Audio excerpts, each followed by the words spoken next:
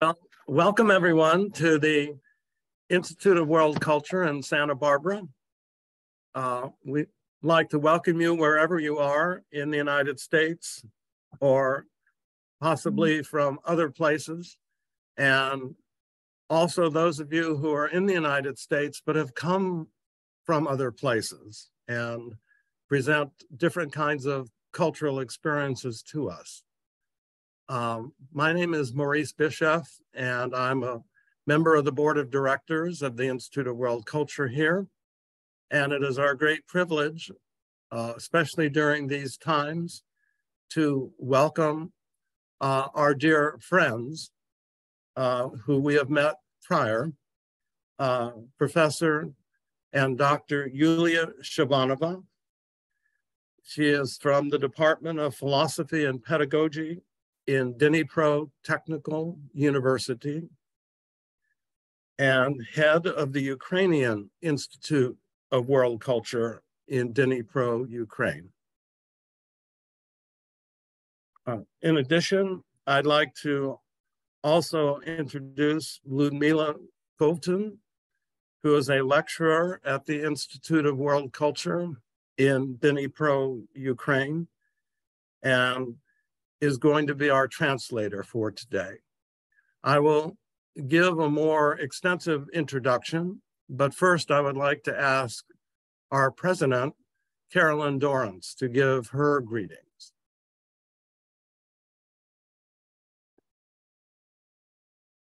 Unmute, please. Ну, бажано, щоб ви теж переклали, якщо це запис, щоб для нас теж було. So, welcome to all of you. A special welcome to our speaker and translator in Ukraine and all of your members and who are tuning in from Ukraine or thereabouts. Our hearts and minds are with you every day when we listen to the news and just think of you many ways. And we certainly hope that peace can come, a real peace soon. It is, of course, a very special fact that you have organized and are maintaining an Institute of World Culture there, even though a small, you are a small group and cannot function the way that you might like to. It is so important that the vision and aims of the Institute be articulated and supported. We can only get change if we focus on what our very positive vision is. So we hope that you are well and that you can still be a beacon of light in what is truly a terrible situation. We are looking forward to hearing you speak on some very critical part of your own heritage, and it will be recorded, and so it can be heard or used by people all over the world. So with that, I'll turn the comments back to Maurice. Ludmila, would you like to translate any of it? Yeah, just a couple of words for Julia now. Моріс привітав всіх учасників з усіх куточків світу, як слухачів лекції Інституту світової культури Санта-Барбара, і передав слово Керолін, яка висловила свою вдячність за те, що вони можуть приймати нас як представників України в такі складні часи, і висловлюють сподівання на те, що у нас зараз все покращується і що вони продовжують нас підтримувати, і сподіваюся, що ми зараз матимемо змогу розповісти про свою спадщину культурну, історичну, українську. Yeah, thank you.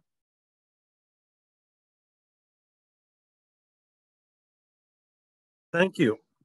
Now, we would like to introduce the topic that we're going to be hearing about today. And Professor Yulia Shabanova will be presenting on the character and the teaching of the Ukrainian philosopher Grigory Skovoroda.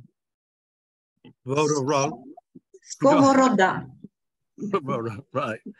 And we heard that this is possibly a philosopher that is like the Plato of Ukraine. And certainly there is this quote, "Everything will be difficult if there is no dream." Now,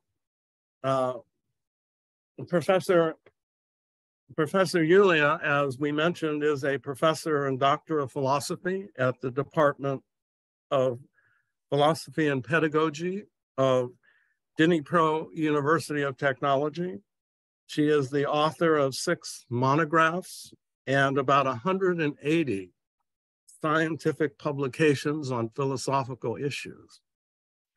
And her field of scientific interests include issues of spirituality in the medieval and non-classical philosophies, as well as she has a real vital interest in applying all knowledge, including philosophy and pedagogy, to science, education, culture, music, and art. And I know that she did her university work and got higher degrees in Eastern Europe, where she was very interested in Schopenhauer and also in the Christian mystic philosopher Meister Eckhart. Людмила? Yeah, thank you. Власне, відбулася презентація Юлії Олександрівни як головного спікера сьогодні, яка буде говорити про Григорія Сковороду, нашого українського філософа, який є українським Платоном, і зазначили кількість наукових робіт Юлії Олександрівни в різних сферах, також зазначили сферу її наукових інтересах, яка виходить далеко за межі лише філософії, включає і культуру, і мистецтво, і музику, і зазначили сферу наукових інтересів, яка занурюється і в середньовіччя, і в містичні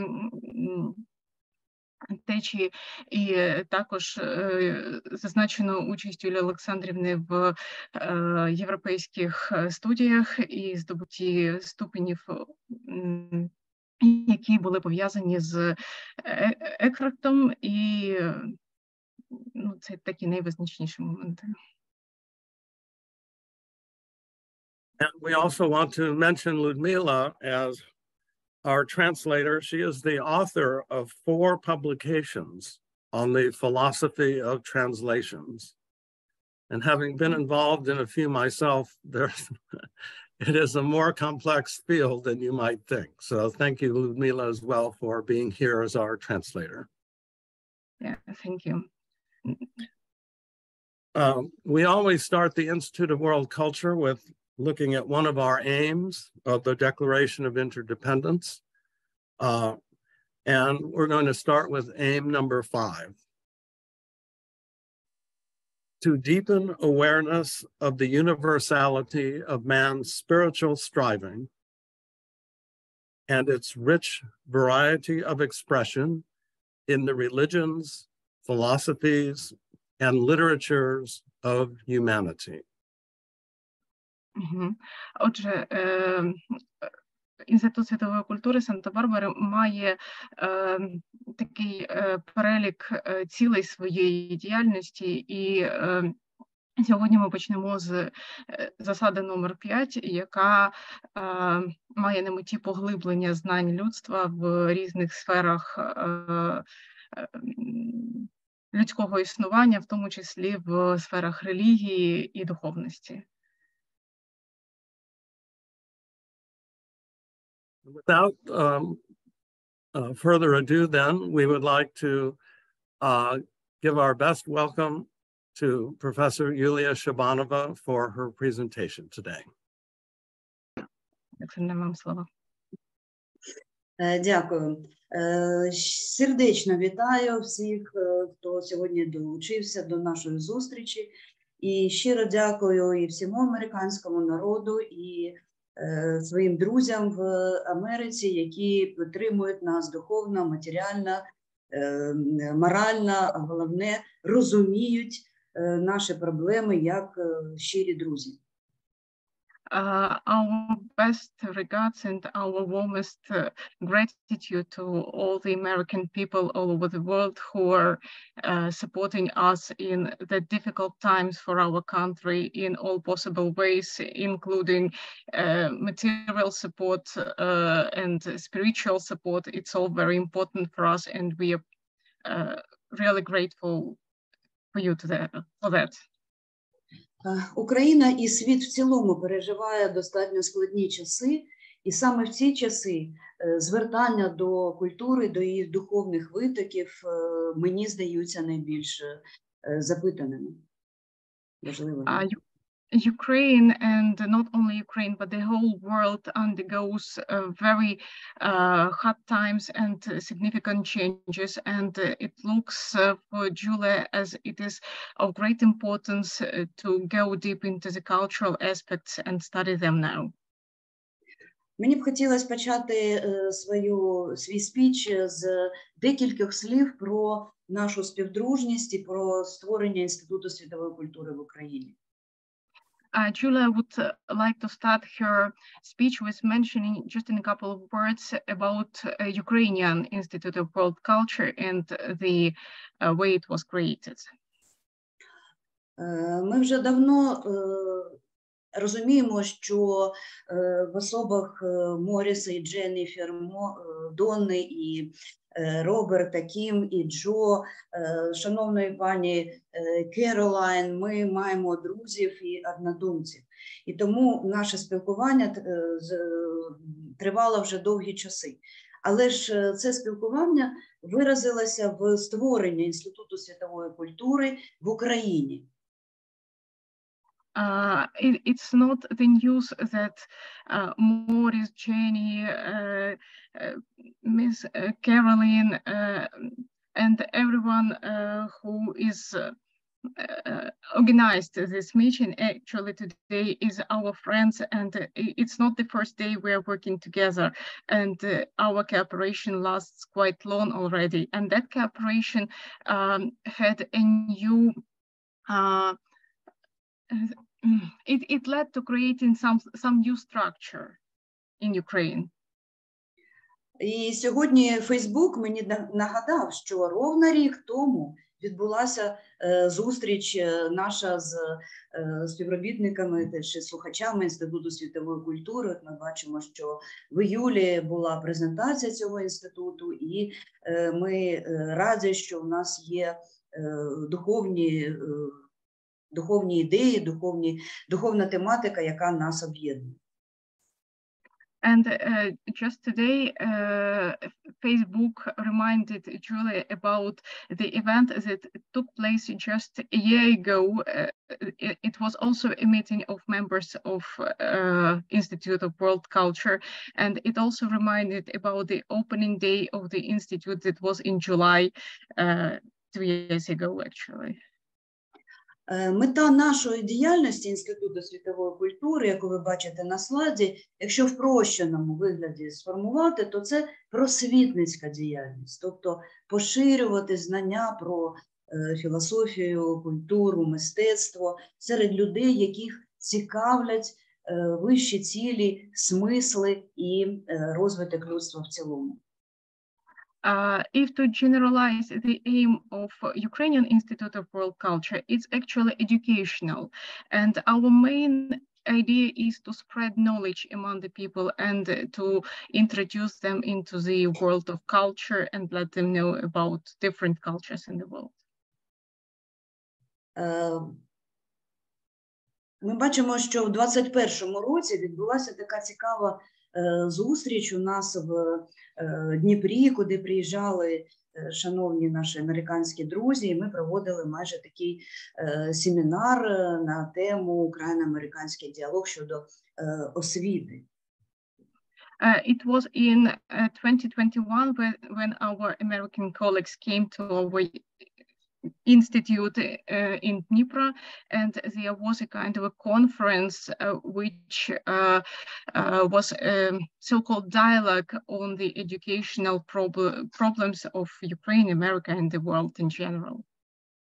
І для мене сьогодні особлива радість і щастя, що є можливість поділитися українською культурою, її глибинним змістом, який покладено в основу і поглядів Григорія Сковороди. And it's a special pleasure for Julia to be able to speak on deepest Ukrainian heritage, which is revealed in Grigory Skovoroda's works. Григорій Сковорода – це не просто відомий український філософ. Я би його назвала, його вчення, як те, що містить код української нації, тобто квінтесенцію української ідентичності. Grigory Skovoroda is not just a philosopher. He's bigger than just a Ukrainian philosopher. He contains in himself a kind of a code of Ukrainian genetics, and he represents Ukrainians in general. Юлія Олександрівна, вибачаюсь, чи ви перемикаєте слайди, бо завис і не змінюється слайд. От зараз? Не змінюється? Ні, не змінюється. От на другому слайді зависло все і зупинилося. Sorry, we are just trying to check the presentation because can't we change? I feel like the same is about you too. Зараз другий пішов слайд. Ну, скажіть, що це наша зустріч. It's actually the meeting Julia mentioned. Sorry, you wasn't able to see the slide.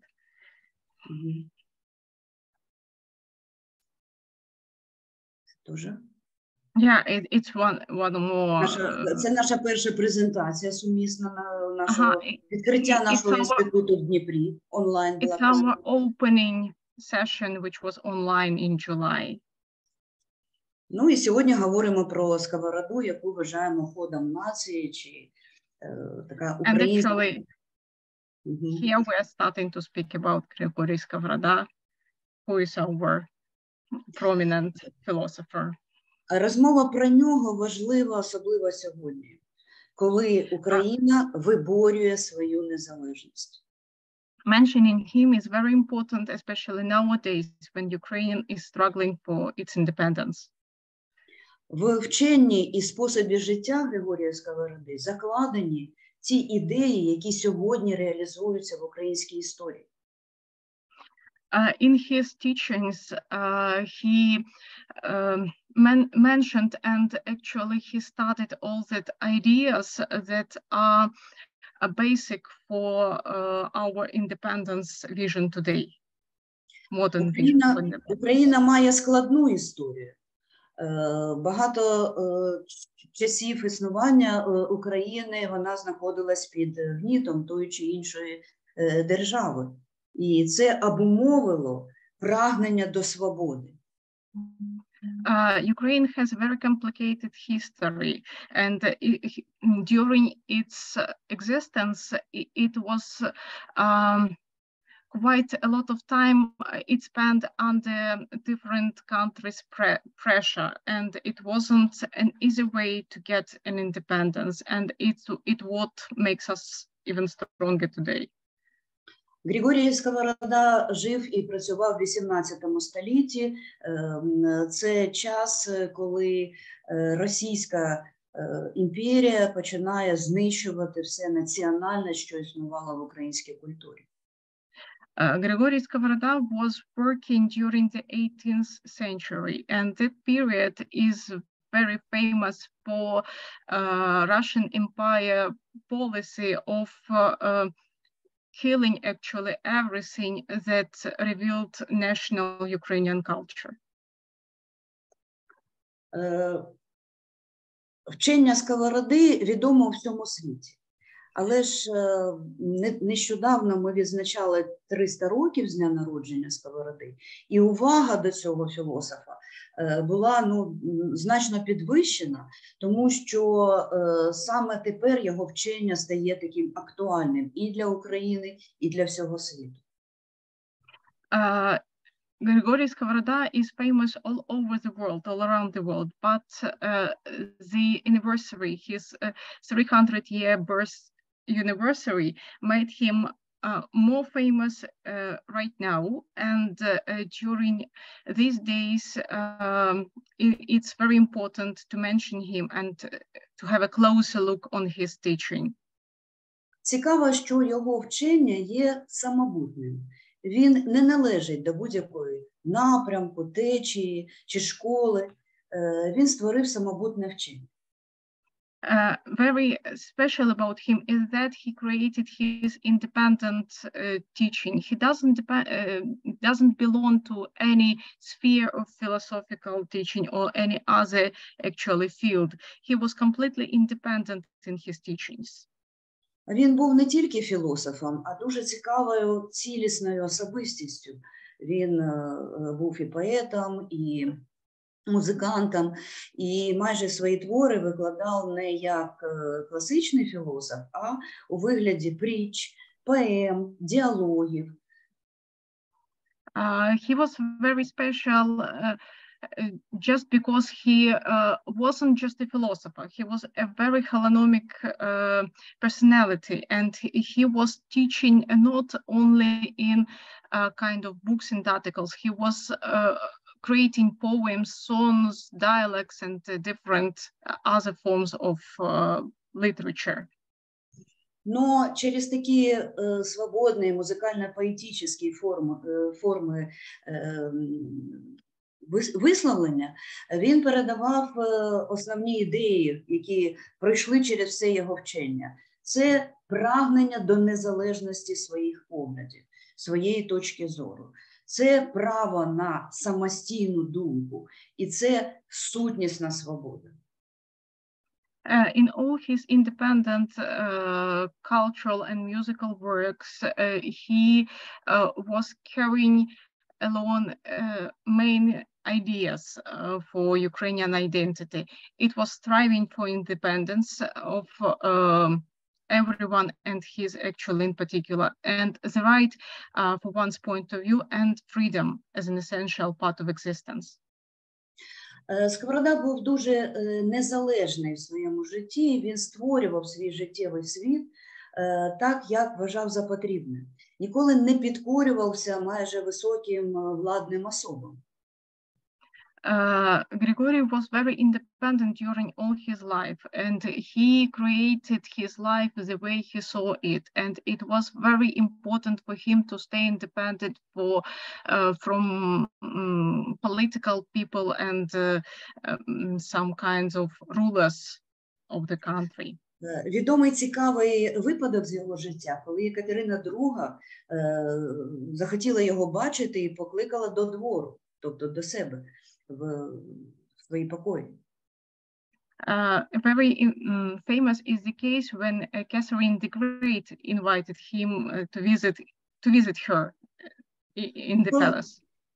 І коли вийшла Єкатерина, всі присутні склонилися перед нею в поклоні. And when the Catherine appeared, everyone was just bowing, like greeting her. Єдиний Сковорода цього не зробив. The only one who was standing still was Grigory. Вона спитала, чому ти мені не кланяєшся? She asked why wasn't he actually greeting her like everyone did. Він відповів, ви хотіли мене бачити? Дивіться на мене. And his answer was, it was your desire to have a look at me, so you may have a look. І така незалежність була і в його поглядах філософських. And such kind of independence we can reflect in his teachings. На цьому слайді ви бачите Сковородинівку, це село, яке носить сьогодні ім'я Григорія Сковороди, де він закінчив своє життя, де він помер, і де створений тепер музей. Here at this slide you can see a picture of Skовородinivka is a village that is named after Grigory Skovoroda, and where he finished his being on the earth where he died, and actually this is the place that is known all over the world now. І на нижніх фотокартках ви бачите, що зараз, коли росіяни бомбили Україну, вони розбомбили цей музей. And the museum that was created there was actually bombed, attacked by the Russian troops, and you can see the results of that bombing on the lower pictures on the slide. І пам'ятник Сковороди залишився цілим на цих руїнах. And as you can notice, the monument to Grigory stayed untouched after the bombing, the attack. Тобто є внутрішня сила і воля майже в цих подіях проявилися. And we can feel his inner strength that let him stay still no matter what happens in the country. І в цьому є відображення взагалі української сутності, української культури, її прагнення до незалежності. And we can draw a parallel to Ukrainian culture, which also has this striving for independence and existence through all the times. На цьому слайді ви бачите артефакти, такі символи української культури, яка дуже життєстверджуюча, мирна культура, яка народ, який любить свою землю, свою природу, любить життя і ніколи не прагне щось руйнувати чи посягати на інші держави або культури. Here you can see the symbols of Ukrainian culture, which can describe Ukrainians as a very peace-loving nation who strive for creating something beautiful, something just life praising, and the love to earth, the love to everything around us, and the desire to create, to develop, and never to do harm to anything around, to any countries. We just want to live and love the world.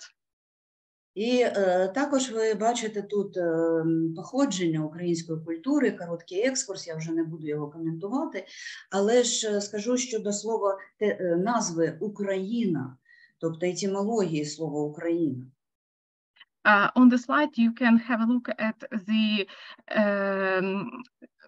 periods of development of Ukrainian culture. We won't speak much on that, you can have a look, but we'd like to explain the etymology of the word Ukraine itself. Російська імперія, яка підкорила Україну, ще з 17 століття почала називати наші землі Мала Росією, як щось незначуще, мале.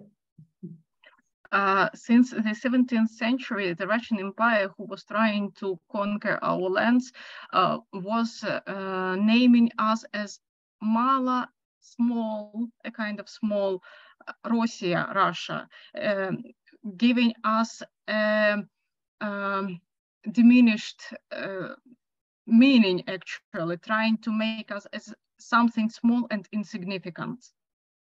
Але назва Україна давно існувала на наших теренах і з 20 століття почала вже активно використовуватись. Але ж з давнини Україна означала країну, в якій ми живемо, у своїй країні. Тобто це народ, який живе в своїй країні, в Україні. And it took till the 20th century when it actively became used, the word Ukraine itself. But if we refer to the old meaning of the word, we can just divide it into a couple of words, which starts with the preposition u, in, країна, state, country. And it looks like a nation that lives in its country. У країні, in country. І Сковорода реалізував ці ідеї в своєму вченні, бо його основні ідеї, якщо подивитися на всі його твори, можна звести до поняття свободи і самопізнання. And actually, teachings of Grigory Skovoroda were containing these main concepts of the national idea, and his two main ideas were devoted to freedom and self-awareness. Ці ідеї особливо яскраво представлені в його працях «Де лібертате» і «Наркіс». There are two main works, De Libertate and Narcissus, where he represented all main concepts of his teachings. Де Сковорода говорив про те, що не шукай щастя де-інде, де кудись не треба мандрувати, все можна знайти в собі. І внутрішню свободу, і свою самодостатність.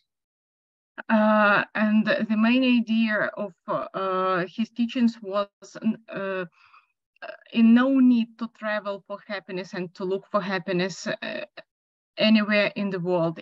It's all within, and you should just look deep inside yourself and find everything you need.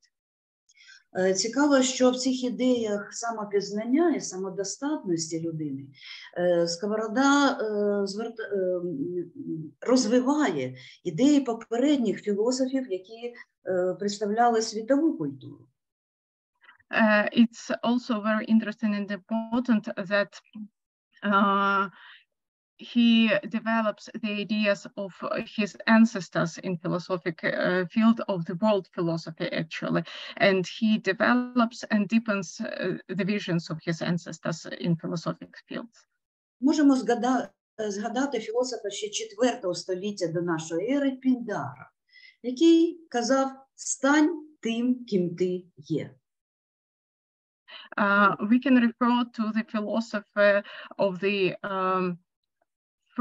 fourth age before Christ, Pindar, who said, just become who you are.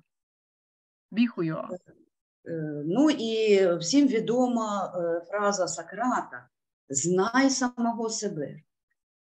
And everyone knows Socrates' famous phrase that you should know yourself. Причому я роблю наголос на тому, що дословно з грецької ця відома фраза Сократа перекладається не «пізнай самого себе», а «знай самого себе». And Julie emphasizes that it's really important to understand the translation from Greek, that it shouldn't be translated like study yourself, but know yourself. Тобто знай себе, свою сутність. Be aware of your self and about your inner world.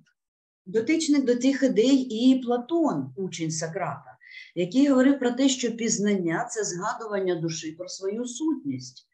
Тобто прагнення відкрити свого даймона, а даймон – це геній в платонівському розумінні. It's very close also to Plato's teachings, who was the actually student of Socrates, and who said that it's very important to deepen into himself, oneself, and open one's daimon, who is the genius actually. І не випадково Григорія Сковороду і називають українським Сократом, бо ця ідея самопізнання, самовідкриття проявляється в його вченні, але ж самобутно, на українській почві, українській культурі. That is the reason why actually Grigory Skovoroda can be called the Ukrainian Socrates, because he emphasizes the necessity of that self-awareness and self-knowing, and the main thing that he does that independently based on Ukrainian culture and the Ukrainian heritage. Сковорода був поборником християнства. Він добре знав Біблію і тлумачив її в своїх творах. І тому для нього не тільки античний досвід виступає підставою для розвитку, а і середньовічний філософія. Grigory Skovoroda knew Bible quite well, and he was commenting on it a lot. He was Baptistic. He was striving to that field of teaching, and he was trying to understand the teaching revealed in it and commented a lot on it. І тому ще одним філософським контекстом, джерелом, з якого черпає свої ідеї Сковорода, можна згадати і Августіна Блаженного, це вже 4 століття нашої ери, християнського філософа. And one more Ukrainian or Baptistic philosopher, Augustine Blажений, who lived in the 4th century. Ukrainian, нет, это европейский.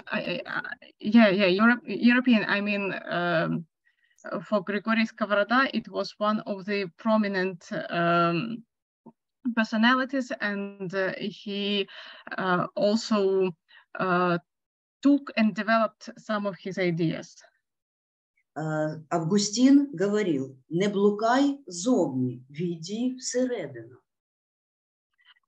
Augustine mentioned that you shouldn't go just around outside. You should go deep inside, get deeper inside.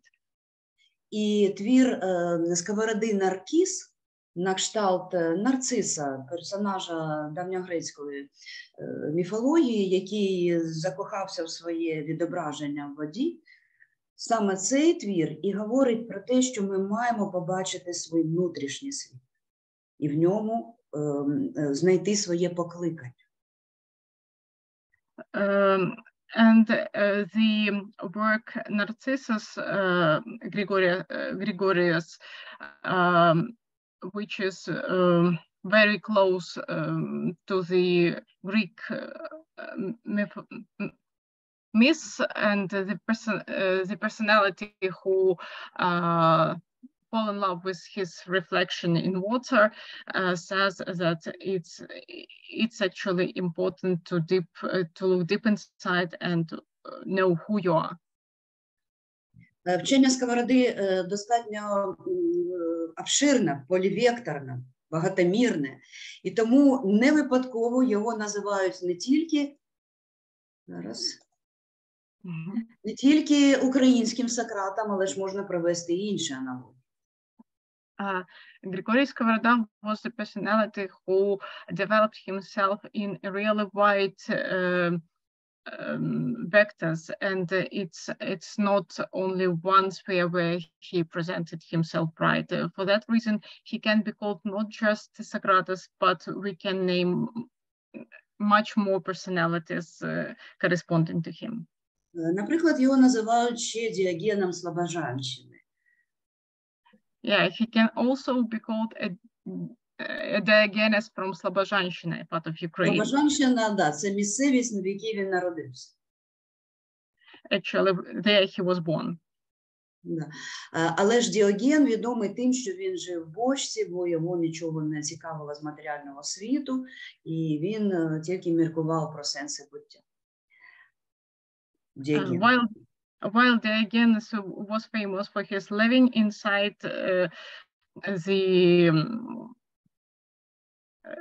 that box, yeah, and he was just thinking about the senses and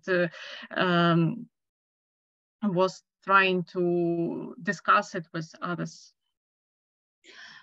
Сковорода так само нехтував матеріальним світом, його цікавив світ внутрішній, духовний. Тому альтруїзм і прагнення до усумітнення і є таким аналогом грецького Діогена в Україні. Skovoroda was also very he had very special attitude to material world. He actually didn't need much in it, and he was striving to staying alone, the kind of isolation, and he was thinking much about the senses of the world. В його вченні багато спорідненого і з античним стоїцизмом, тому його іноді називають і епікуром українським. He has a lot in common with the ideas of antique stoicism. For that reason, sometimes he can be called as an epicure from Ukraine. Так же, як Будда, він мандрував по світу і шукав відповіді на головні питання про сенс буття. As well as the Buddha, he traveled around the world, and his main aim of traveling was looking for the sense of his existence, of his being. Відомо, що у Сковороди не було свого будинку, не було свого якогось матеріального спадку, бо він все життя переходив від однієї місцевості до іншої, де проводив дискусії, діалоги з людьми, яких він зустрічав. It is known that he never had a kind of his house or a place for permanent living, because he was changing one location for another, and he was staying in one place or another where he met different people and had talks and discussions with them about the sense of being. Але я би порівняла Сковороду із Леонардом да Вінчі, бо так же, як і ренесансний філософ, Сковорода був універсальною особистістю. As for Julia, she would compare Grigory Skovoroda to Leonardo da Vinci, who was very a kind of universal personality, and he was very knowledgeable in different spheres. Він був і музикантом, і релігійним філософом, і дослідником. Він був дуже освіченою людиною на той час. He was at one and the same time a religious philosopher, musician, poet, researcher, and he was a very well-educated personality for that times. Наприклад, він знав 7 іноземних мов. He would speak 7 foreign languages. Бував в різних європейських містах, де теж переймав і культуру, і освіту. От достеменно відомо, що він знав чудово німецьку мову і вивчав німецькі філософські твори того часу. He is also famous for visiting different European cities, and he visited them with the aim and the idea of studying not just the language but the culture, and he was quite good in German language, and he visited different places of the country with the aim to learn the philosophy better of that country, of that particular country. Але ж при цьому він був дуже скромною людиною і любив підписуватися «Студент Сковорода». He was very shy personality at the same time, and for that reason you can find his works signed as Student Skovoroda. І не випадково на могилі Сковороди залишилася така ключовий напис, який виражає його сутність. Він написав: «Світ ловив мене, але ж не спіймав». And the main concept of his teaching you can find on his tomb, where it is written, "The world chased me, but never caught." Таким він залишився незалежним на все своє життя. And such an independent personality he stayed during his life and after it, actually. В радянські часи були створені такі міфи, що Сковорода мандрував тільки і спілкувався тільки з бідним народом. Ну, треба було показати для радянських часів таку рівність серед населення. During the Soviet period, a lot of myths were created about Grigory, and one of them was that he was talking and communicated only to poor people, and that was a kind of aim to create an equality, that he was equal to that level of people. Але ж вивчення його біографії показує трохи інше. Сковороду запрошували найбагаті, найвільможні, найаристократичні представники України на той час для того, щоб навчати своїх дітей. Вважалося, що знання – це найцінніше, і Сковорода був саме тією мудрою людиною, яка могла дати цю мудрість і знання для дітей українських аристократів.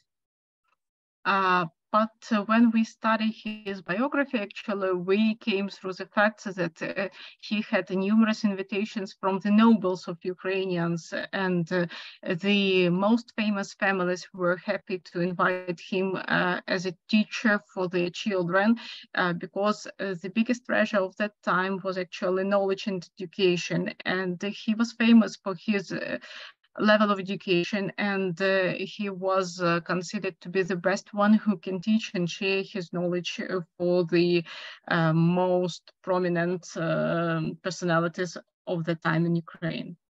І картину, яку ви тут бачите, вона написана з реальних подій, коли Сковорода був запрошений до дуже заможнього такого аристократа Тамари, на прізвище Тамара, і навчав його сина, але ж коли то син не дуже добре навчався, то він його обізвав свинею, тобто він не обирав іноді слова в оцінках не дуже добрих учнів. A picture you can see, a colorful picture actually, was drawn from the real events when Grigory was invited to a noble family, Tamara, their surname, and he was teaching their child. And when the child wasn't the most decent student, Skovoroda wasn't choosing words to speak to the child actually, and sometimes he can use a kind of unpolite words, calling the student a pig or something like that, to show his uncareful attitude to the process of studying. Освіту Григорій Сковорода отримав в Києво-Могилянській академії, яка була найдавнім і першим вищим навчальним закладом в Східній Європі.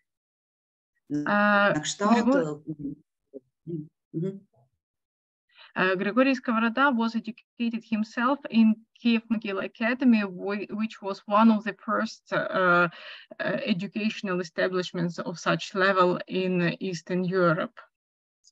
Цей університет отримав назву на ім'я Петра Могили, українського діяча, церковного діяча, який якраз почав підіймати освіту і визначати її як знакову рису культури української.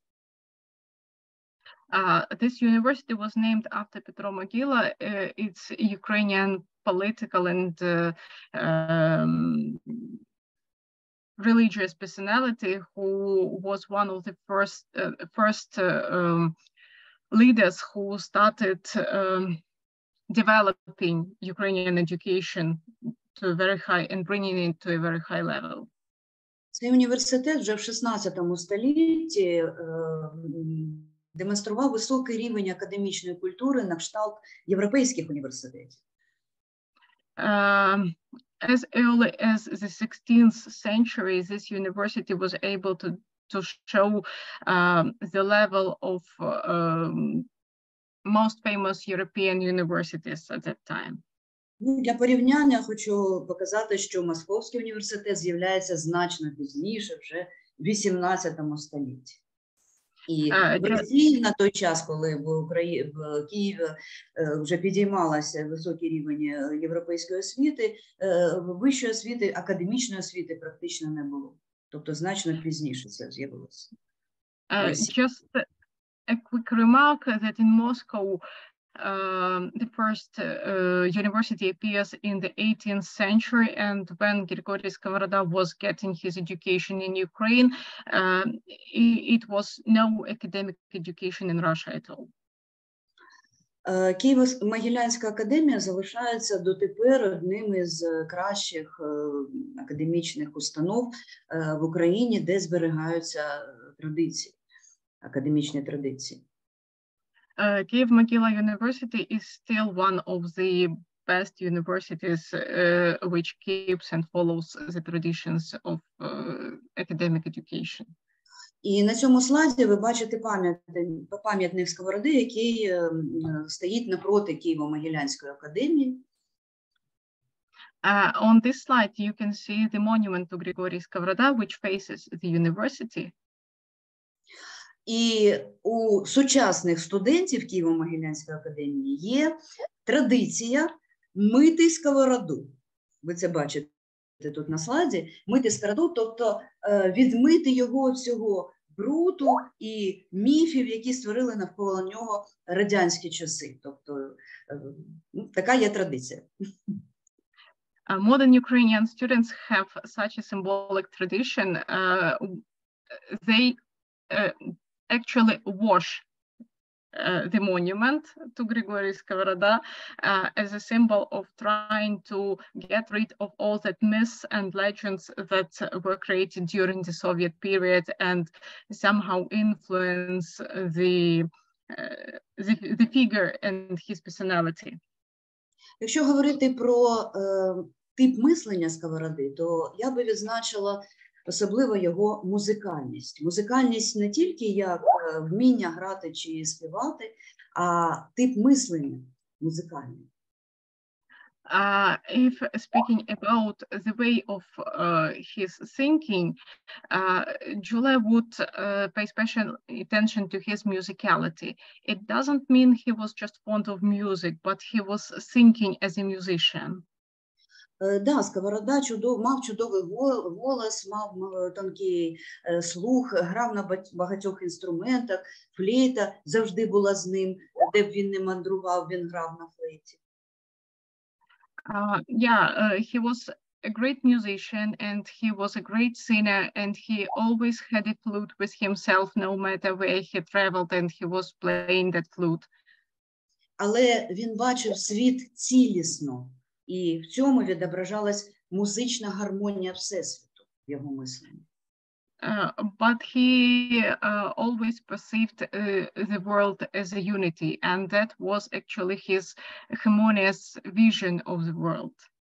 Основою його вчення є концепція про три світи, про гармонічне єднання макрокосму, тобто світу, який нас оточує, мікрокосму, світа людини, і світа Біблії як світ символів або сенсів. Всі ці три світи не існують окремо, вони взаємопов'язані один з одним. His main teaching was about three worlds, the doctrine of three worlds, and he mentioned the harmonious combination of three worlds. One of them was macrocosm, the world around us, microcosm, the world Тому філософія для нього була і and the world of the Bible as the symbolic world of the highest meaning. And actually, philosophy he treated as the most perfect music for himself, the best music. Тому філософія для нього і була найдосконалішою музикою. І не випадково він і використовував назви і стиль написання своїх творів, такі музичні, і відомі назви його творів, як симфонія, пісня, кант, духовний концерт, тощо. Все це назви пов'язані з музикою, але ж це філософсько-літературні твори Сковороди. And just because the way of his thinking and perception in the world, he was giving the names of musical works to his philosophical literature. Yeah, he was giving names of symphonies, songs. He was writing philosophy, but he gave the name of a musical work. Сковорода був дуже тонкою людиною, він відчував містичні сенси буття. He was very special person, and he felt the mystic world. В нього була дуже розвинута інтуїція і перечуття подій. Відомий в цьому зв'язку такий факт. Якось він перебував у Києві, і коли він проходив по одної з центральних вулиць Києва, він почув страшний смород, трупний запах. І терміново покинув Київ. Через 3 дні в Києві почалася страшна епідемія чуми. Лише він це перечув за 3 дні. He was also famous for his special ability for insights and a kind of foreseeing some events. Once being in Kiev, he felt a very unpleasant smell of a kind of death. Something smelled him real unpleasant, and he immediately took a decision to leave the city. And in 3 days, Kiev was just covered with a huge pandemic of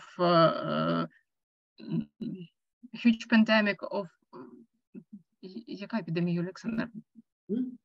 Епідемія яка? Чума. Of Black Death, actually. And no one knew that was going to happen, but he could foresee that as early as 3 days it came and left the city.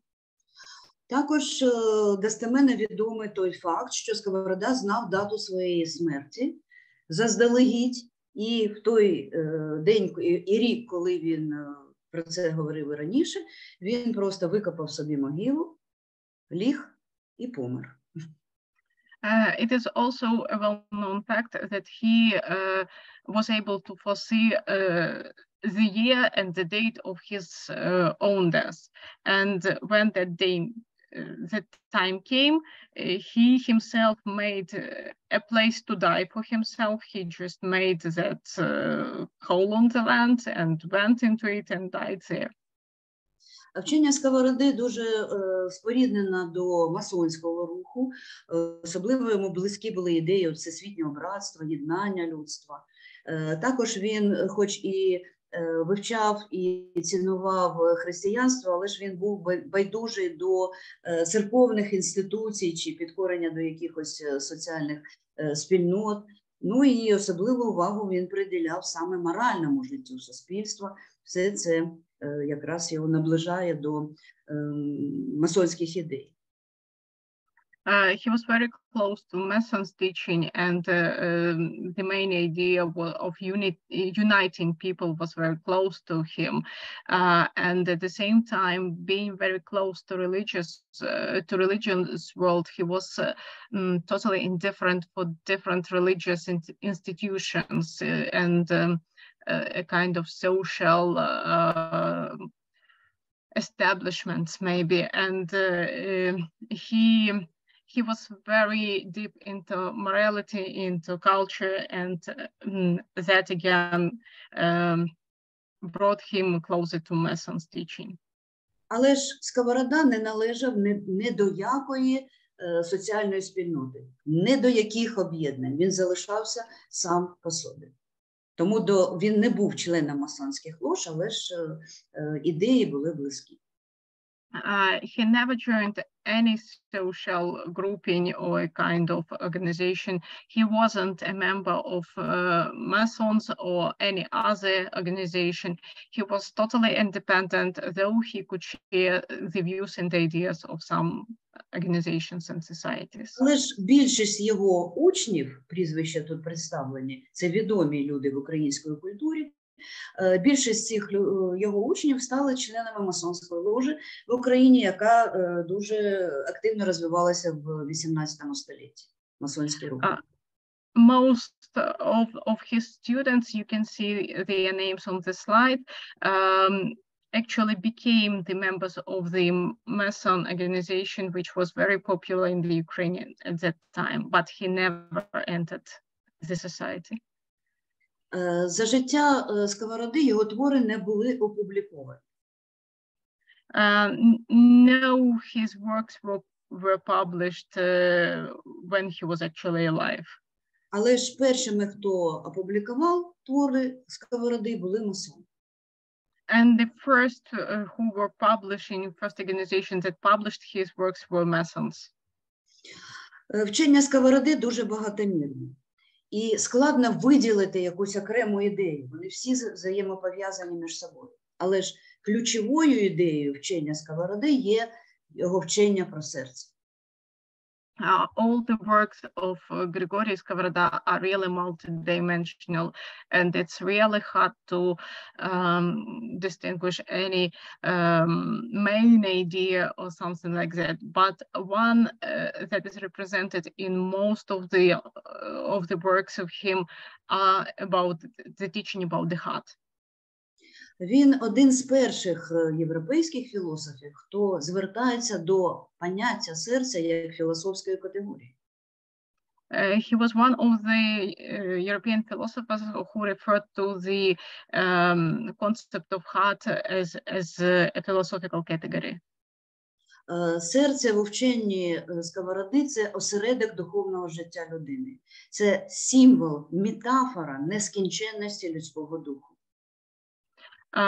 For him, the heart is the center of man's spiritual life, and it's a kind of a symbol and a metaphor of the infinity of the human spirit.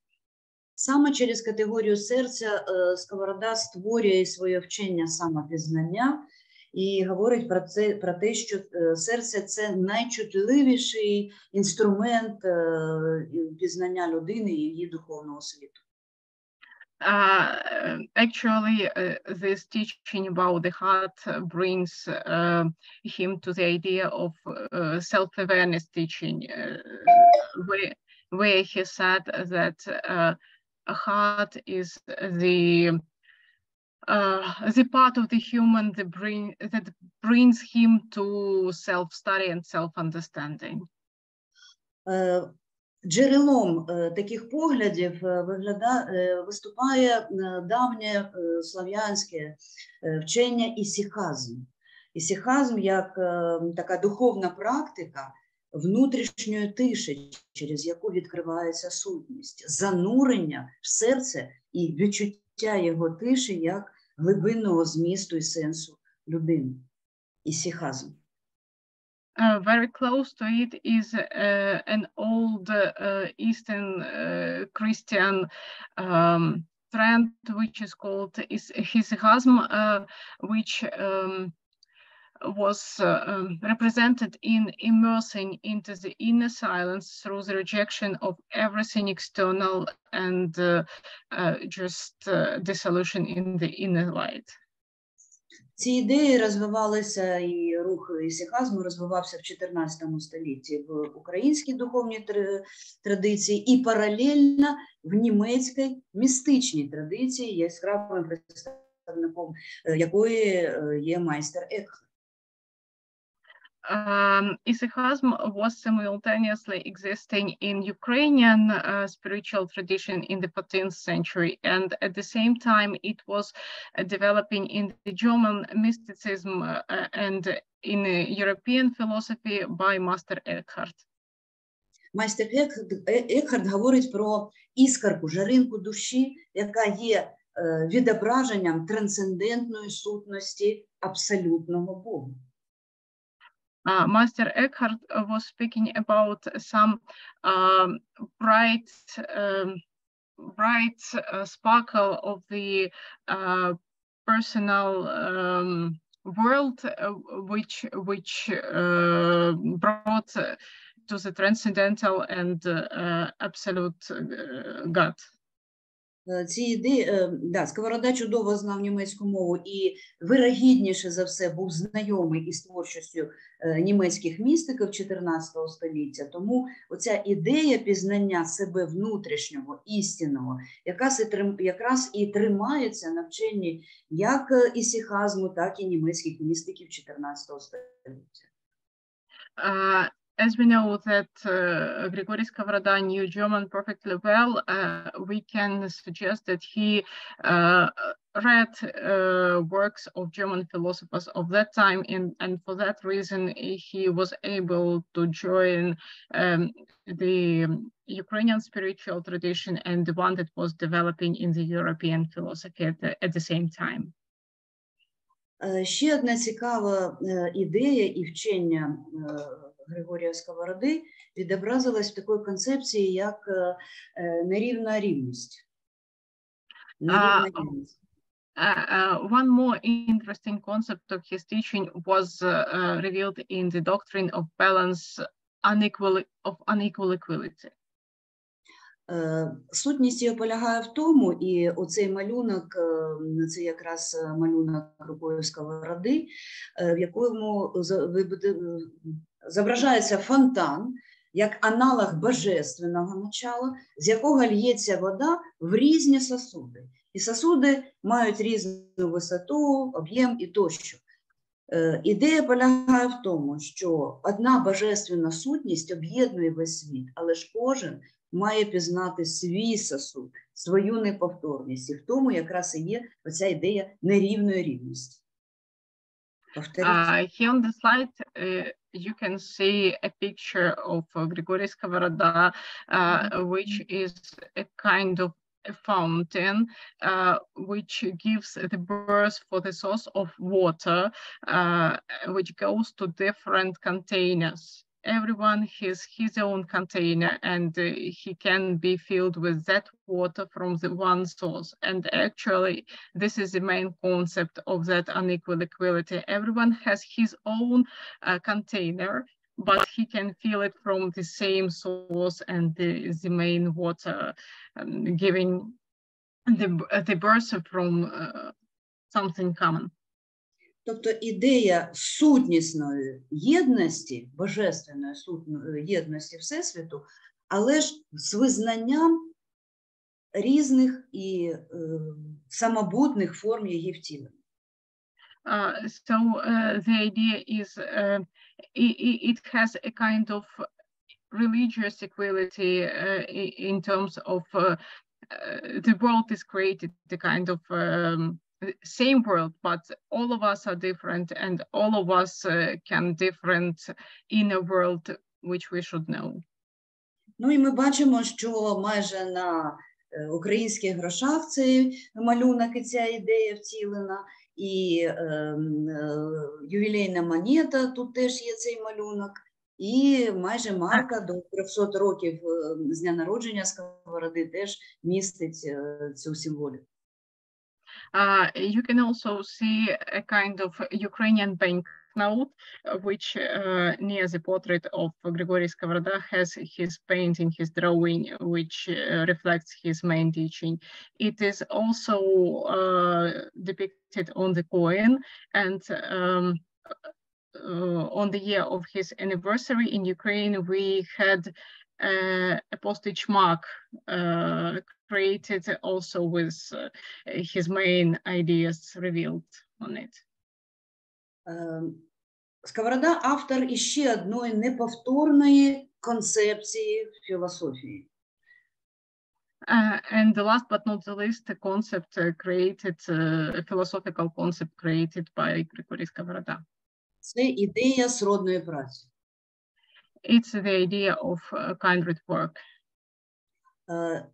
В якій Сковорода говорить про те, що щастя людини відбувається через визнання своєї неповторності і втілення своєї унікальності в соціально значущій діяльності.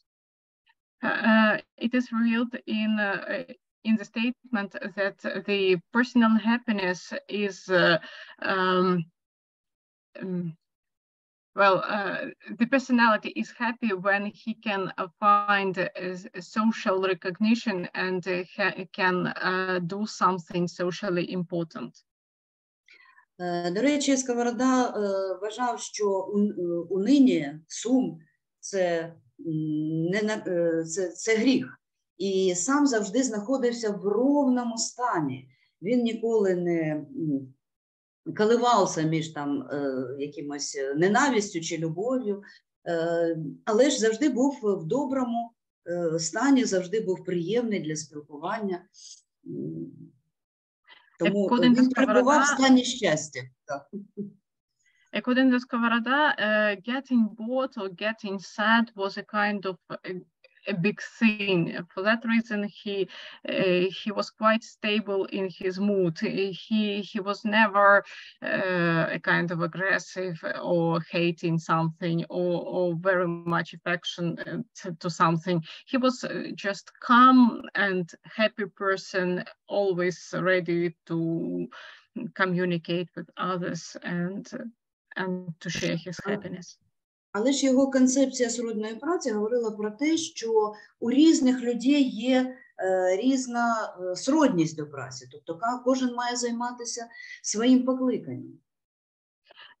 But his concept mentioned that everyone can be striving for his special field, and he can find his realization in his unique sphere. And actually, for that reason, everyone who should know his views and yeah. Він це називав чути покликання Бога. He called it as being able to hear the God's calling. Він створив різну класифікацію цього покликання, серед яких було там покликання чи сродність до землеробства, наприклад, або до теології чи інтелектуальної діяльності. Він не обійшов і таке поняття, як сродність до військової справи. He had different points of view and different classifications of that concept, and he mentioned, among others, for example, affinity to agriculture or for mental work, zoology in particular, and he also mentioned a kind of special ability for military arts. Але він говорив тільки про військову справу, якщо вона носить захисницький характер. But he mentioned military arts as the one that should be necessary only as a defending force. Тобто військові мали нести благородну місію захищати. Тоді вони теж виконують своє покликання. So military people should be a kind of very honored people for being responsible for defending the people of the country. Ну і сьогодні, коли ми бачимо, як Україна захищає свою землю, ми якраз і знаходимо відображення цих ідей Сковороди в сучасній дійсності. And today, when we have to defend our country and our land, we can strongly see Grigory Skovoroda's ideas in action, actually. Це прагнення до самоцінності і самобутності, тобто не втрата своєї самоцінності в українській культурі. Це прагнення до незалежності, яке Україна виборює вже тисячоліттями, не тільки роками. It's first of all the right for our intrinsic value and identity, and the desire for independence, which we have been forming for centuries, not only last decades. Це любов до природи, і не випадково український прапор містить чи складається з кольору неба і пшениці.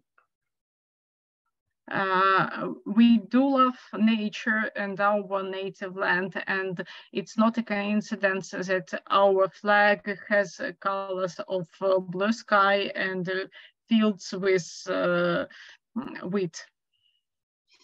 Ну і головне, що дав Сковорода сучасній українській культурі, це те, що моральні цінності мають бути не тільки теоретичним підґрунтям розуміння людини, а реалізуватися в практиці, тобто в життєвому світі, в кожноденної побудові моральних цінностей, які проявляються в дії. And the main concept of Grigory Skovoroda teachings is that moral values should be embodied in practical actions, and no moral values matter when they are not can't be seen into the performed actions. Тому, коли Сковорода трактував поняття свободи, то скоріше схилявся до такого концепту, як свобода для, на відміну від багатьох тлумачень в європейській філософії, свобода від.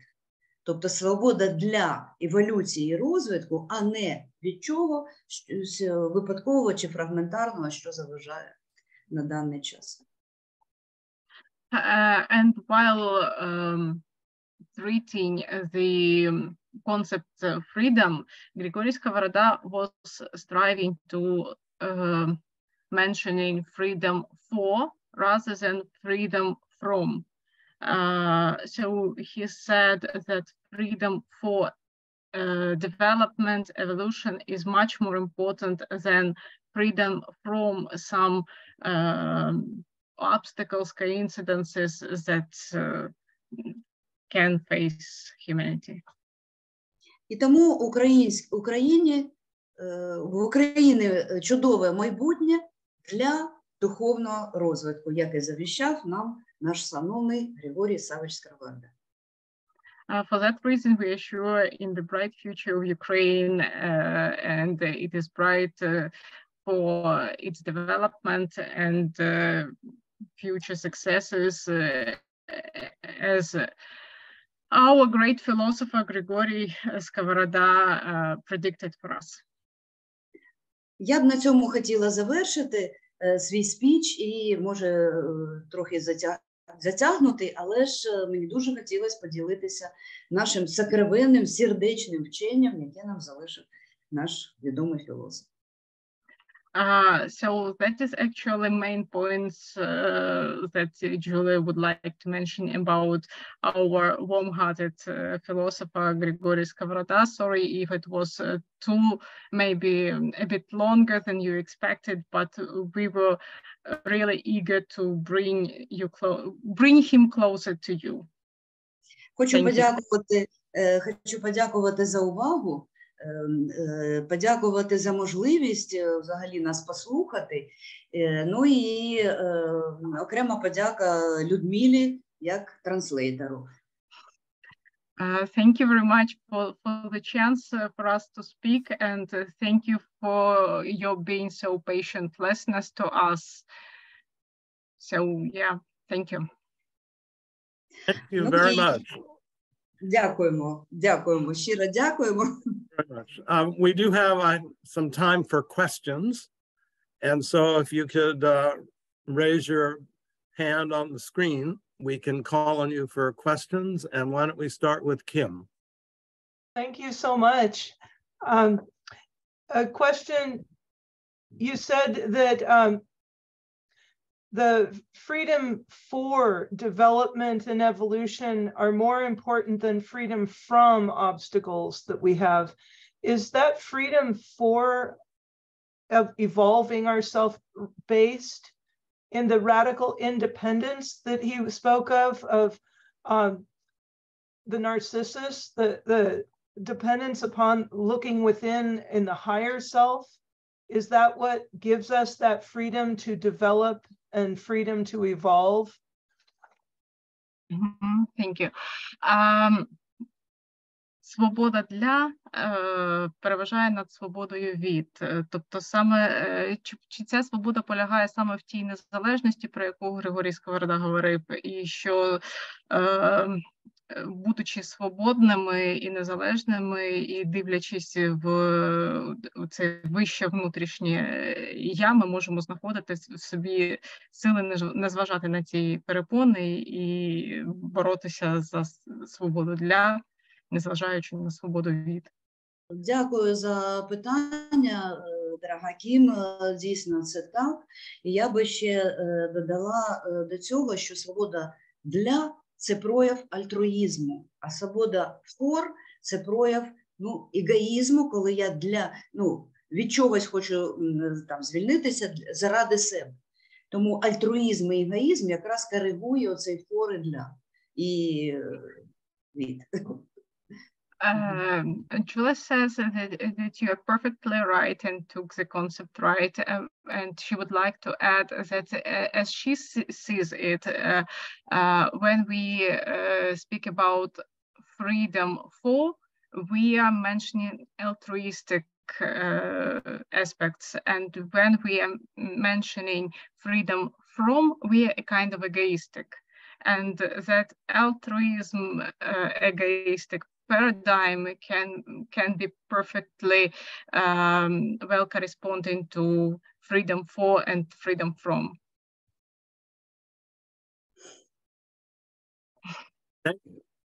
Judy? Thank you, Professor, for this wonderful presentation about a great philosopher. My question has to do with his relation to Stoic philosophy. It was Epictetus, who was a Stoic philosopher, but his disciple, Marcus Aurelius, an emperor, said, dig within is a fountain of gold, and it will bubble up if thou wilt ever dig. So it seems that such a self-actualized person who was an emperor would not seek to take over another's country or to harm others, although as an emperor, he was in a difficult position. He would not hurt others. And so I understand why Ukraine has to put its foot down and say no to those government that would harm. And we stand with you. So the question is, the self-actualization ultimately going to prevent war and imperialism? Because I think that is much the point of what has been said. Thank you. Thank you. Спробую перекласти. Тобто питання стосується стоїцизму Григорія Сковороди, що він був такою міцною особистістю в багатьох сенсах, і він, будучи незалежною особою, чув переважно себе і вмів відрізняти важливе і наполягати на своєму. І, власне, тому ми зараз так міцно і наполегливо кажемо «ні» нашим агресорам. І питання в тому, що саме ця внутрішня сила і саме цей стоїцизм дозволяють будувати такі пріоритети і таку позицію. Саме так, тільки я не дуже зрозуміла, в чому питання. Але його фактично не було, це були слова підтримки переважно, і розуміння його впливу, що стояло в основі стоїцизму як такого Григорія Сковороди, якщо можна так сформулювати. Сковорода, по-перше, самобутна особистість, нетипова. Але ж унікальність його полягає в тому, що він зібрав цю квінтесенцію, яка притаманна українській ментальності. Стійкість притаманна взагалі українській культурі, бо на українській землі проходили і татаро-монголи, і австро-угорці, і росіяни, і поляки, але ж українці зберегли себе. Тому це все сформувалося віками, просто його геній Сковороди це відтворив і в своїй особистості, і в своєму вченні. І тому це працює сьогодні в 21 столітті. Ну, якщо я правильно зрозуміла. Thank you. We will try to maybe enlarge our mentioning his position according to the Stoicism teaching, and it wasn't he who actually introduced that into the Ukrainian culture. It was formed very many centuries before.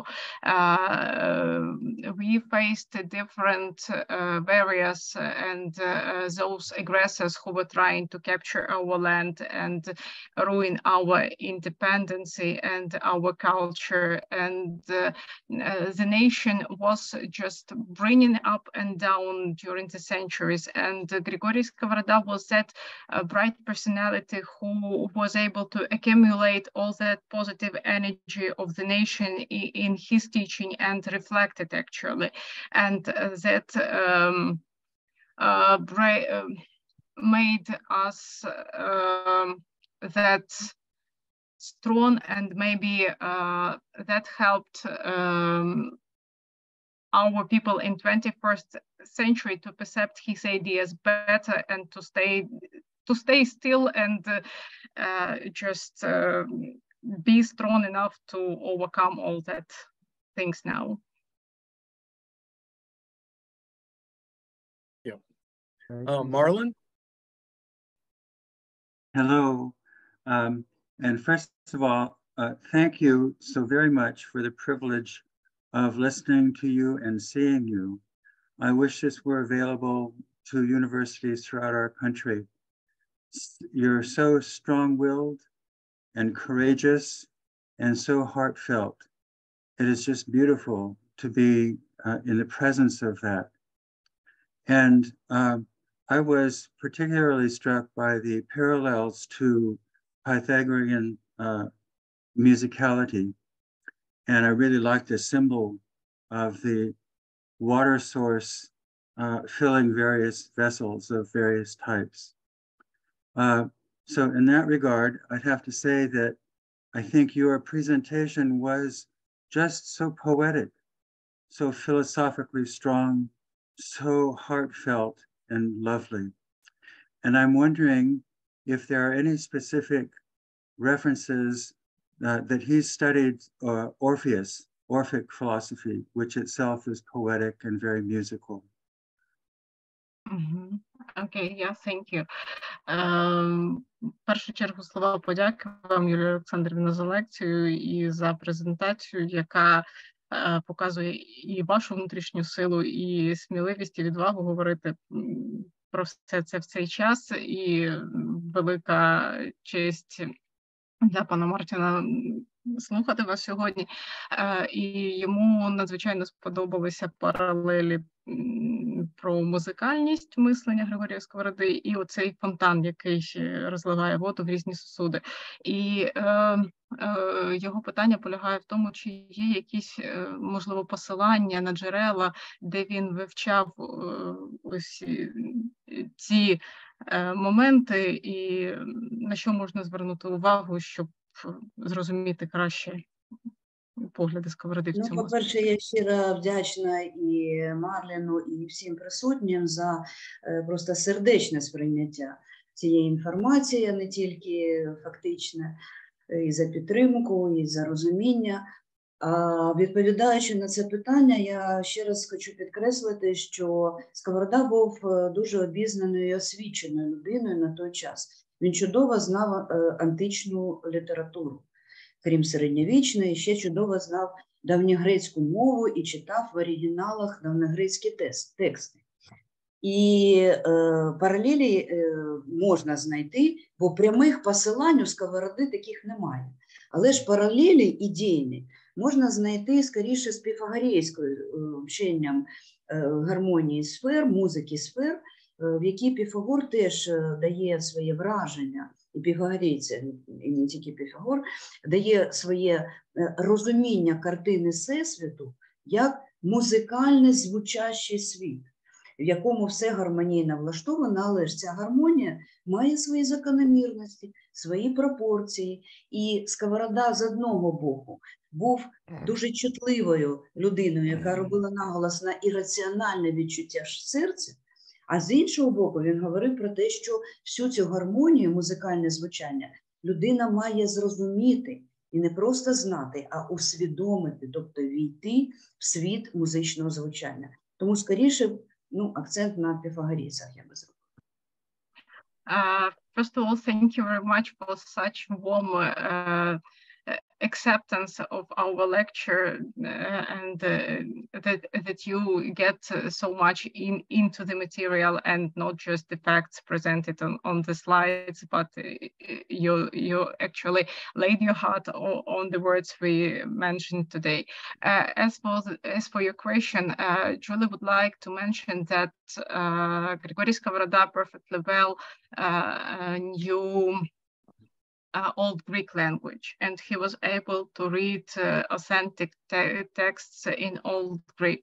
And if we study his texts for actual references, we would be hardly able to find any direct references and correlations to some teachings he'd like to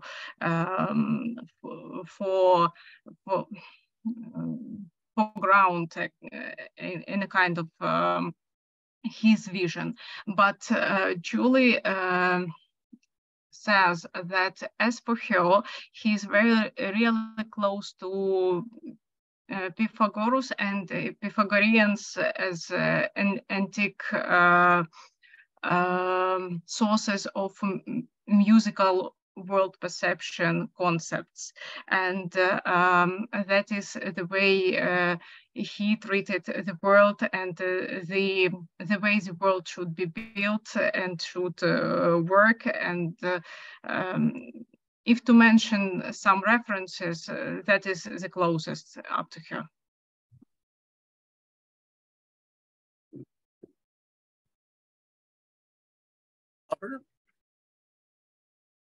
Yes, yeah, thank you very much, Julia. And we very much also appreciate Ludmila for the translation, keeping up.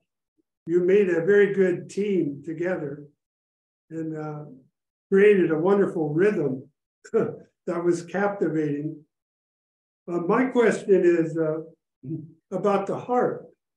You talked about how his philosophy primarily was focused on the heart, and that was a spiritual center connected with unity and silence. So we're wondering, how does the mind,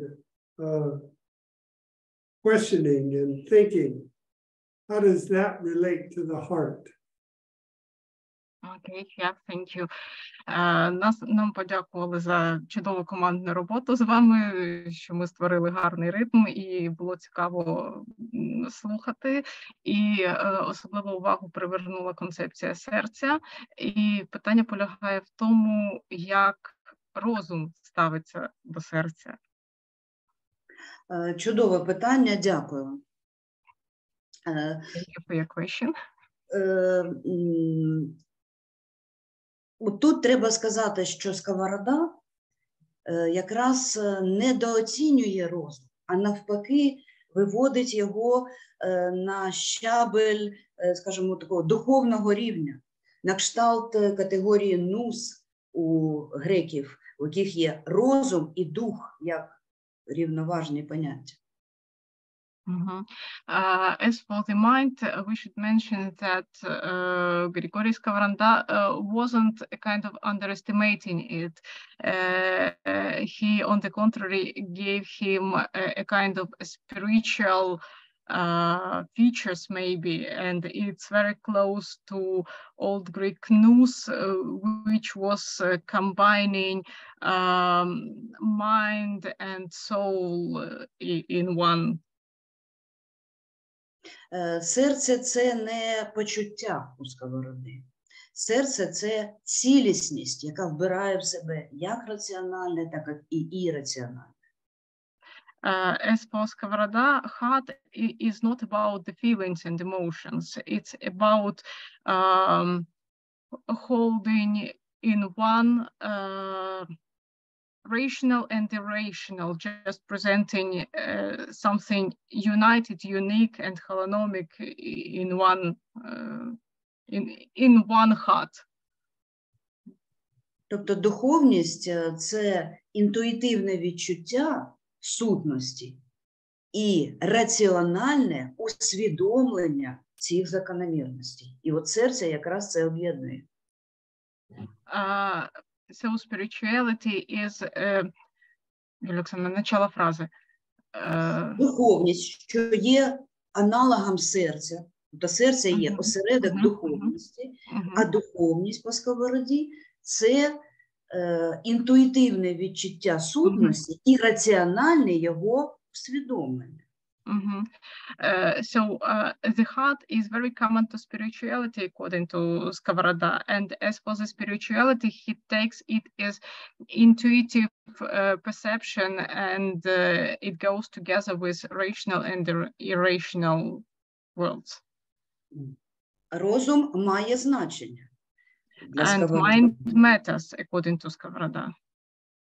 Сковорода не просто хоче відчувати, а хоче пояснити завдяки разуму вищі сенси. He wants not just feel, he wants to explain that feelings and bring that feelings to a higher sense and explain it because of the mind's abilities. Твори Сковороди, хоча й написані такою музично-поетичною мовою, мають струнку логіку. His works are written in that very melodical way, but still they involve very strict logical structure.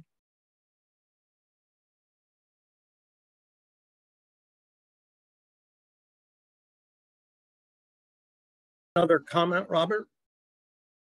No, I don't have any comments. Thank you.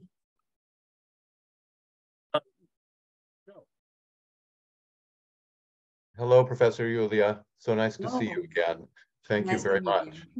I was also struck by the emphasis in Skovoroda on the heart, and I love that term, cardocentrism. And my question has to do with that. Those of us familiar with much of contemporary Western philosophy and English-speaking philosophy see a gap between the head and the heart. And I wonder if you would say that Ukrainian philosophy doesn't experience such a great gap. And I wonder if that could be one of the great gifts for those of us in the West to study someone like Skovoroda, I can't pronounce his name, Skovoroda, that we could begin to see a new way of doing philosophy that integrates the head and the heart. Anyway, any thoughts on that? It seems to me a great deal of the world's difficulties have to do with dismissing the heart, losing that dimension and letting the mind run away with illusions. Yeah, thank you. Юлія Олександрівна, питання полягає в тому, що надзвичайно приваблює ця ідея кардіоцентризму, і подобається цей термін пану Джозефу, але він говорить про те, що в західній філософії, в англомовній філософії існує велика така прірва між серцем і головою, власне кажучи. І він питає, чи є така прірва в нашій українській філософії. І, можливо, Григорій Сковорода дає якийсь такий ключик, який допомагає подолати цю прірву, і, можливо, це було би шляхом нового розвитку філософії як подолати цю прірву і як не втрачати цей вимір серця в світі ілюзій і думок. Дякую, чудове питання. Я думаю, що людство взагалі на шляху пошуку цього єднання всіх сфер свідомості. Дійсно, європейська філософія більше робить наголос на раціональність, на розум. І може в цьому є і проблема сучасної цивілізації. Ну, може, ви перекладаєте, а то частину. Так. Julie is really happy you touched this problem because modern European philosophy really emphasizes the rational aspect, the aspect of mind actually, and sometimes loses another field. Але крізь всю європейську філософію проходить лінія ірраціонально-інтуїтивного філософування, починаючи з неоплатоників, тих самих вже середньовічних містиків, і далі до сьогодні ми можемо про це говорити, що це теж є в європейській філософії. Ірраціонально-інтуїтивне, чуттєве, сердечне. But during the centuries of European philosophy existence, they had that line of intuitive and emotional or Cardiac philosophy, you can choose any name for that, but you can still follow it. And it appeared actually quite long time ago in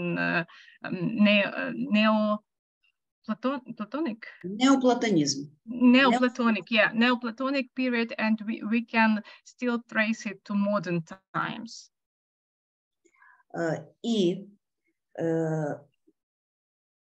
Продовжуючи ідею Канта, можна сказати, що раціо, яке переважає в європейській культурі, дано нам для того, щоб опізнати його межі. And continuing the idea of Kant, we can say that rational is given for us as an instrument for пізнати межі разуму. Розум пізнає свої межі. For stating the measures, the dimension of our mind.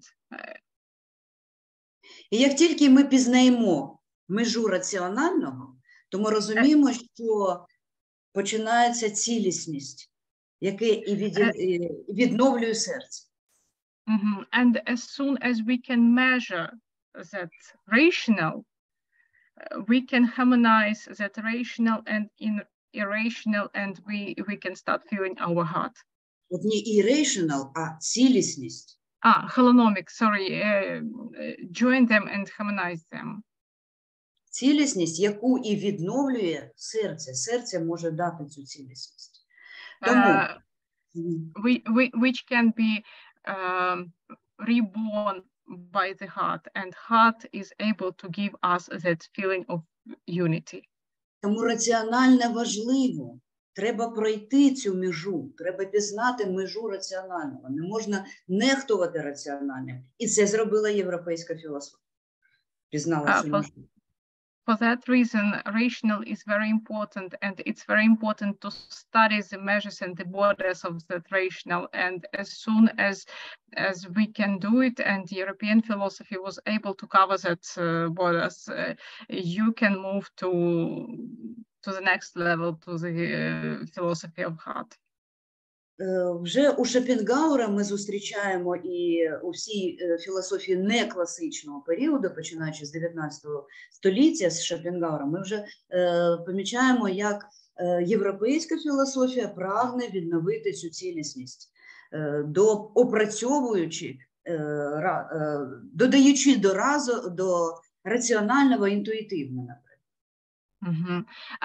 Starting with works of Schopenhauer and non-classical period of philosophy, we can feel how European philosophy was trying to add to the rational aspects that perception, that next level of feeling, and letting it become more harmonious.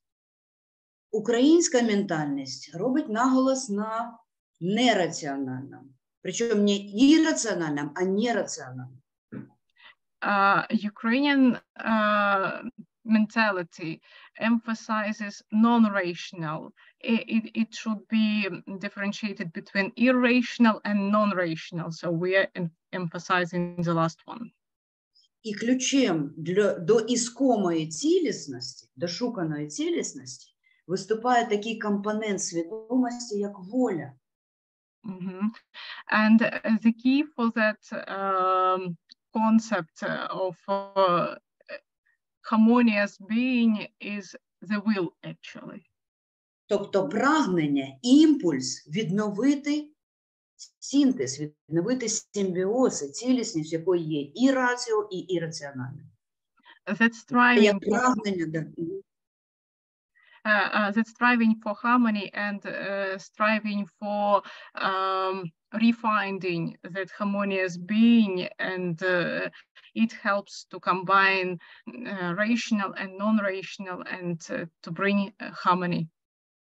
Тому для Сковороди важливий був не тільки теорія, а спосіб життя. Він жив так, як вчив. For that reason, Grigory Skovoroda emphasized necessity of practice together with theory, and for that reason he was living the way he taught, and he always combined his teachings into his everyday life. Тому шлях до серця – це практична філософія. For that reason, way to your heart is practical philosophy.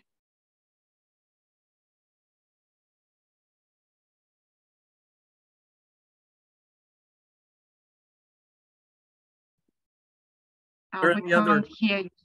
Yeah. Oh, go ahead. No, you were just muted. We were not able to hear you. Well, just wondering, are there any other questions? I have one, but I'll do my question. At the beginning, you alluded to him saying freedom as the highest good. And then I guess in Latin, de libertate. And my question is, can you say a bit more about what he means by the highest good? Is it like the agathon in Plato, which is both an ideal as well as something to strive for? На початку, thank you for your question. На початку ми згадали про найвище... Роботу Сковороди де ліберти. Так, де лібертати. Так. І питання в тому, в кількох словах ще пояснити, що він бачив там як головне. Ідея свободи споріднена ідеї самопізнання. Чим більше ти відкриваєш себе, тим більше ти вільна людина. Вільна... Можна? The idea of freedom is very close to idea of self-awareness. The more you study yourself, the more you get into yourself, the more free you are. І ще ключова ідея цієї праці.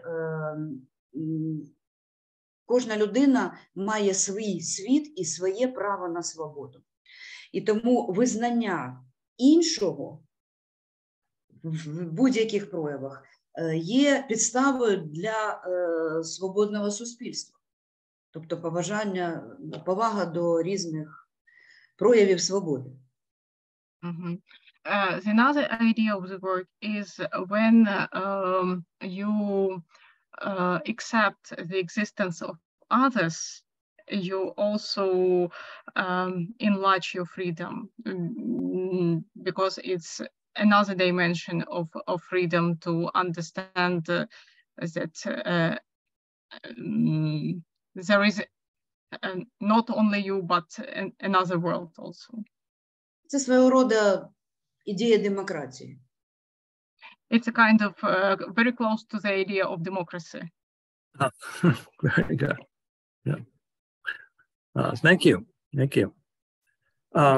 Well, it looks like we're coming to the close of this wonderful seminar that we've had today here at the Institute of World Culture. And I've been asked to give a vote of thanks, as we do, to our speakers here at the Institute. And Professor Yulia and Ludmila's translations have been really wonderful and so multi-dimensional. The important but mundane, it really introduces us to Ukraine, not through the news media and not through the difficulties. But I think we all got a feeling, as well as the thinking, of very much representative of Ukrainian mentality, and as well with the actual ideas. And it has created and enriched us so much as an Institute of World Culture to have Gregory, who we don't know, I can probably safely say none of us really knew anything about. And now I think you just have a few students for more classes here.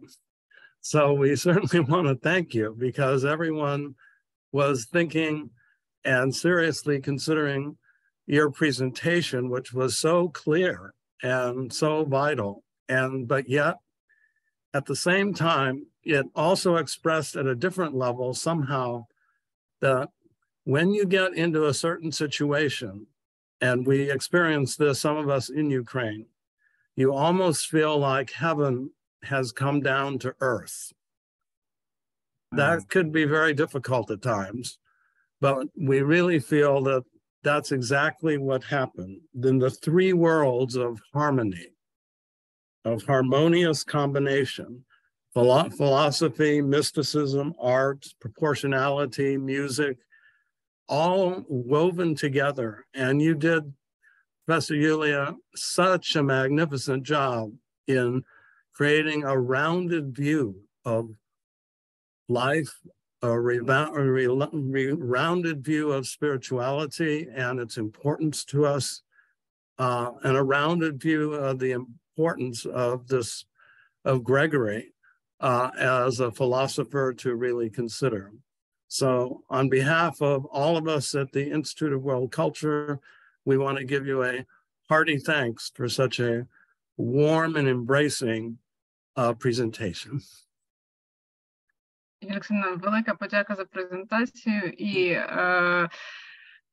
велика вдячність за можливість почути про Україну справжню, не з новин, не про труднощі, а про справжню ментальність українського народу і про те, що в собі несе наша нація. І Моріс поділився своїм досвідом перебування в Україні, що це справді як небеса сходять на землю, що все одразу поєднується. Буває складно, але завжди є присутня та гармонія трьох світів, про яку ми сьогодні говорили, і вони до сьогоднішнього дня дійсно не знали про Григорія Сковороду майже нічого, але ми занурили їх в світ, і ваша всебічна презентація додає вам кілька студентів потенційних, які б хотіли вивчати творчість і взагалі буття Григорія Сковороди, тому це велика Я просто сердечно вдячна, до сльоз тронута увагою і можливістю говорити зі своїми друзями, не дивлячись на простір і час. Щиро дякую за увагу до нас, за можливість почути нас серцем. Ми готові продовжувати нашу співпрацю і можемо ще багато чого цікавого розказати про Україну, і будемо раді і Можливо, хтось з представників Американського інституту світової культури для наших слухачів щось представить. Але ж ну, існує духовний зв'язок, і він поза межами простору та часу. Щиро дякую від цього серця. Дякую. І ще хочу подякувати окремо Людмила Володимирівна. І ви, будь ласка, це теж перекладіть. Я потім ще одну фразу скажу. Давай. Добре. Julie and I, we are both really grateful for you for letting us speak today, for being interested in Ukraine, for our culture and in our heritage. And if there is a wish, we are always ready to continue and tell you something more about Ukrainian and our culture and maybe some personalities. But we also encourage you, maybe there is someone who would like to tell our students something about your culture, your prominent personalities. That would be also a great experience for us. And we feel that strong support, that strong mutual understanding, and that mental links that join us through times and distances and all the obstacles and circumstances. And we are very grateful for the time and actually big and warm thank you from everyone. І окремо хочу подякувати, Людмила Володимирівна, прошу вас це перекласти, окремо хочу подякувати Людмилі. Thank you very much for Людмила. Бо скажіть, будь ласка, що в нас не було тексту, у нас не було доповіді, ви не перекладали написаний текст, це була вільна бесіда, яку Юлія Олександрівна тут висловлювала, і що вам було дуже складно це перекладати. Я вам щиро вдячна, от особисто вам, за такий чудовий досвід. And Julie asks me to tell it to you that you should know that it wasn't like pre-prepared speech that was familiar to me in advance. It was just pre-talk which was performed just at the moment, and for me it was a kind of a special challenge to try to understand you all the ideas that Julie was trying to express to you, and I hope I did my best to actually bring you closer to the world of our culture and ideas, but it's actually a pleasure for me that what makes feel us alive and still needed and important. Thank you. Олександрівна, дякую за можливість знову цим займатися, тому що насправді це те, що дає можливість жити і відчувати, що ми важливі. Дисертацію допишіть і будемо далі займатися.